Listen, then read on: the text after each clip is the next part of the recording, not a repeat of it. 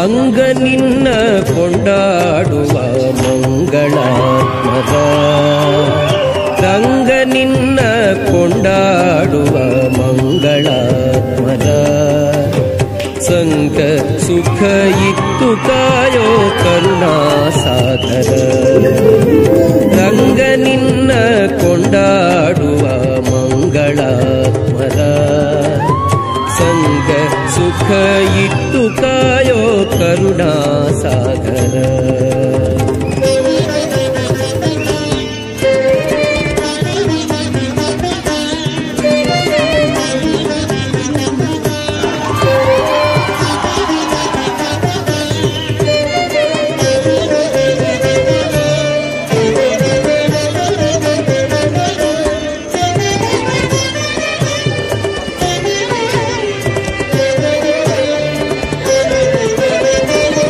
ಅರಿಯರೋ ನೀನಲ್ಲದೆ ಮತ್ತನ್ಯ ದೈವರ ಮರೆಯರೋ ನೀ ಮಾಡಿದ ಅನಿಮಿತ್ತೋಪಕಾರ ಅರಿಯರೋ ನೀನಲ್ಲದೆ ಮತ್ತನ್ಯ ದೈವರ ಮರೆಯರೋ ನೀ ಮಾಡಿದ ಅನಿಮಿತ್ತೋಪಕಾರ ತೊರೆಯರೋ ನಿನ್ನಂಘ್ರಿ ಸೇವೆ ಪ್ರತಿವಾಸರ ತೊರೆಯರೋ ನಿನ್ನಂಘ್ರಿ ಸೇವೆ ಪ್ರತಿವಾಸರ ಅರಿಯರೋ ಪರತತ್ವ ಅಲ್ಲದೆ ಇತರ ವಿಚಾರ ರಂಗ ನಿನ್ನ ಕೊಂಡಾಡುವ ಮಂಗಳಾತ್ಮದ ಸಂಗ ಸುಖ ಇತ್ತು ಕಾಯೋ ಕರುಣಾಸಾಗರ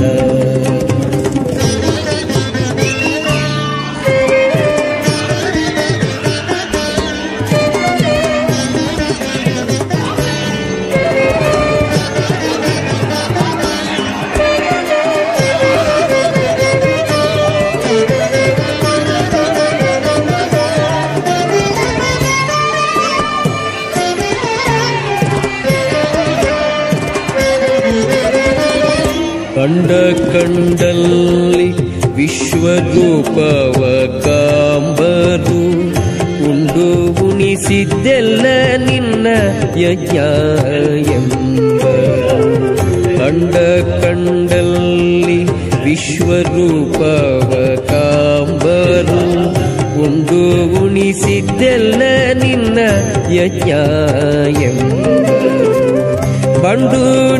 ಬಂಡುಣಿಯಲ್ದದಿ ನಾಮಾಮೃತ ಸವಿದರು ಬಂಡುಣಿಯಲ್ದದಿ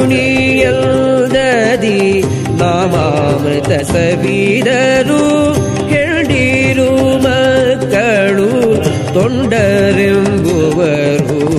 ರಂಗ ನಿನ್ನ ಕೊಂಡಾಡುವ ಮಂಗಳಾತ್ಮದ ಸಂಗ ಸುಖ ಇತ್ತು ಕಾಯೋ ಕರುಣಾಸಾಗರ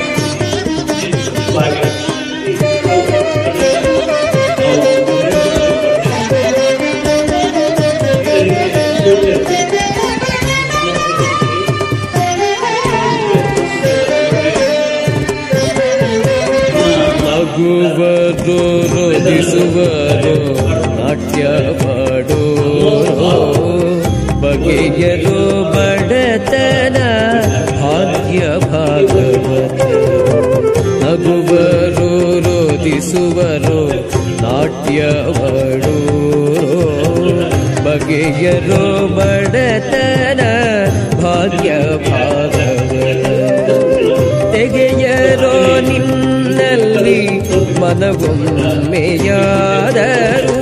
ತೆಗೆಯರೋ ನಿನ್ನಲ್ಲಿ ಮನವೊಮ್ಮೆಯಾದರು ಜಗನ್ನಾಥ ವಿಠಲ ನಿನ್ನವರೇನು ಧನ್ಯರೋ ರಂಗ ನಿನ್ನ ಕೊಂಡಾಡುವ ಮಂಗಳಾತ್ಮರ ಸಂಗ ಸುಖ ಇತ್ತು ಕಾಯೋ ಕರುಣಾಸಾಗರ ರಂಗ ನಿನ್ನ ಕೊಂಡಾಡುವ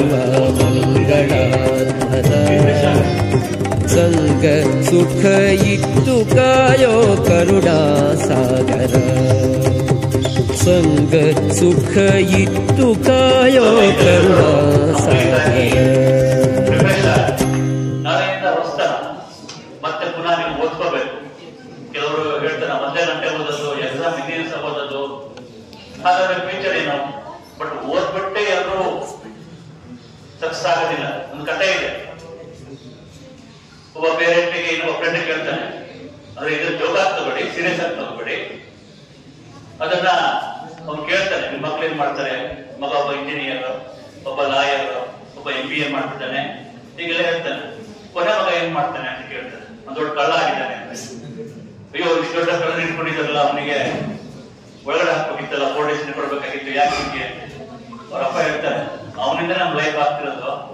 ಯಾಕೆ ಅಂತ ಹೇಳಿದ್ರೆ ಇಂಜಿನಿಯರಿಂಗ್ ಕೆಲಸ ಇಲ್ಲ, MBA ಮಾಡಿದ್ರೆ ಕೆಲಸ ಇಲ್ಲ, ಸೊ ಅದಕ್ಕೋಸ್ಕರ ಅವ್ನು ಕೆಲಸ ಮಾಡ್ಕೊಂಡು ನಮ್ಮ ಜೀವನ ಮಾಡ್ತಾರೆ. ಹಾಗಂತ ಹೇಳಿ ಅದನ್ನ ಜೋಗ ತಗೋಬೇಕು, ಬಿಟ್ರೆ ಲೈಫ್ ಅಲ್ಲ. ಇನ್ನು ಮುಂದಿನ ದಿನಗಳಲ್ಲಿ ನೀವು ಈಗ ಡಿಗ್ರಿ ಹೋಗ್ತಿರೋ ಅಥವಾ ಬೇರೆ ಬೇರೆ ಕೋರ್ಸ್ ಗಳಿಗೆ ಜಾಯ್ನ್ ಆಗ್ತೀರಿ. ಸೊ ಏನ್ ಹೋಗ್ಸ್ ಅಂತಿದ್ರೆ 100% ರಿಸಲ್ಟ್ ಕೊಡ್ತೀರಿ.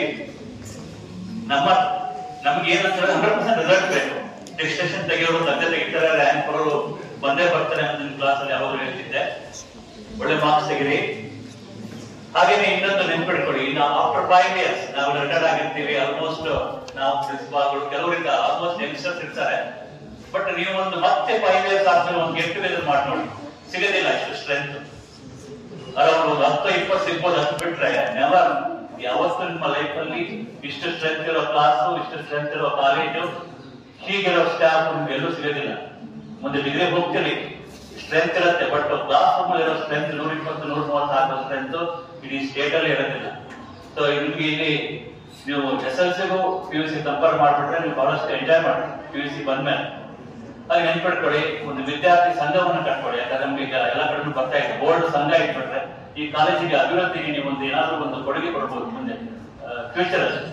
ನಿಮ್ಗೆ ಈಗಲೇ ಒಂದು ಏನಿರ್ಬೇಕು, ಈ ಕಾಲೇಜಿಗೆ ನಾನು ಫ್ರೀಯಾಗಿ ಓದಿದ್ದೀನಿ, ನೀವು ಕೊಟ್ಟಿದ್ದ ಫೀಸು ಪ್ರೈವೇಟ್ ಕಾಲೇಜ್ ಕಂಪೇರ್ ಮಾಡಿದ್ರೆ ನಥಿಂಗ್ ಅಲ್ವಾ. ಈ ಕಾಲೇಜಿಗೆ ನಾ ಏನಾದ್ರು ಮಾಡ್ಬೇಕು ಅಂದಾಗ ನಿಮ್ಗೆ ಏನೋ ಬೆಳಿಬೇಕು.